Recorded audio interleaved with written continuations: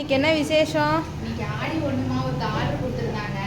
அதுக்கு வந்து நல்லா சாப்பாடு ரெடி பண்ணியிருந்தோம். என்னென்ன சாப்பாடுன்னு பார்த்தீங்கன்னா பரங்கிக்காய் பொரியல், முட்டைகோஸ் பொரியல், அப்புறம் பார்த்தீங்கன்னா உருளைக்கிழங்கு பட்டாணி கூட்டு, அப்புறம் வாழைக்காய் வறுவல், 4 பொரியலுங்களா.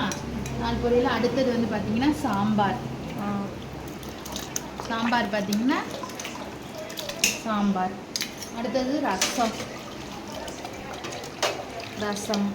ரசத்துக்கு அப்புறம் புளிக்குழம்பு. புளிக்குழம்புக்கு அப்புறம்